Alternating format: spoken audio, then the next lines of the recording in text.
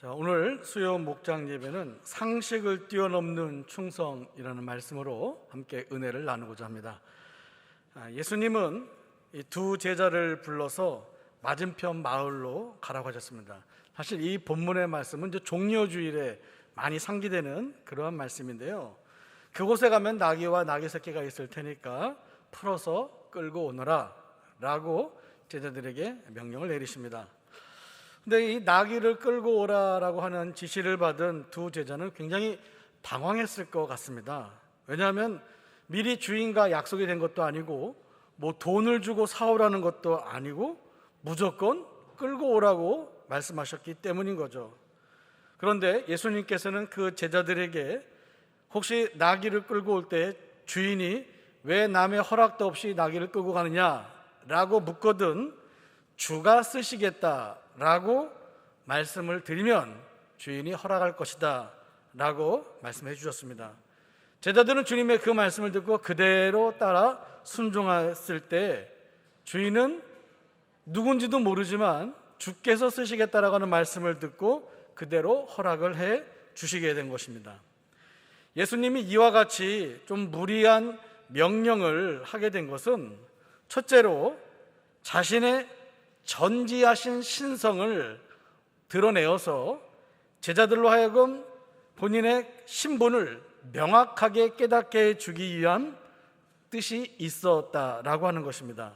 둘째로 이 나귀를 타고 입성하심으로 선지자의 예언을 성취하시기 위함이었고, 마지막 셋째로는 메시아의 신분을 모든 사람들에게 공식적으로 드러내시기 위함, 그런 뜻이 담겨져 있게 된 것입니다.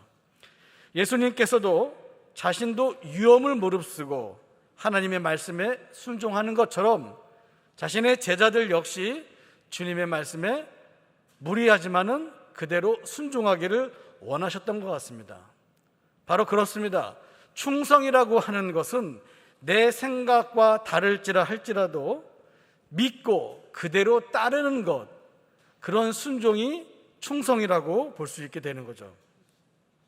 예수님은 이 나귀를 타시고 예루살렘에 올라가심으로써 하나님의 말씀에 참으로 순종하셨습니다.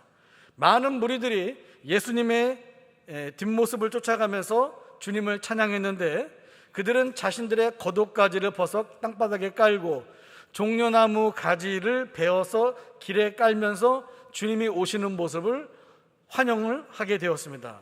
그들은 호산나 다윗의 자손이여 찬송하리로다 주의 이름으로 오시는 이여 가장 높은 곳에서 호산나라고 하면서 정말로 진심으로 찬양하는 모습을 보이게 됐습니다. 하지만 그러한 주님을 향한 환호는 결국 일주일도 가지 못해서 오히려 예수를 십자가에 못 박아라 라고 하는 그런 말로 변질되는 것을 우리가 알 수 있게 되는데요. 일주일도 안 되는 그 짧은 시간에 그들이 왜 그렇게 변화가 되었을까? 왜 그렇게 변질되었을까?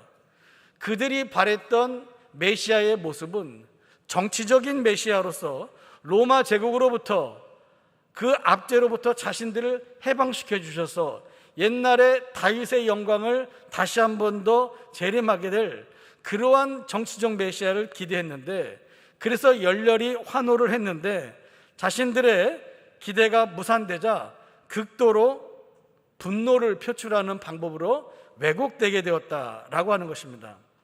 하지만 믿음의 성도들은요, 내 세속적인 야망이 달성되지 않는다 하더라도 믿음을 포기하거나 충성을 중단하는 태도를 지녀서는 안 될 것입니다.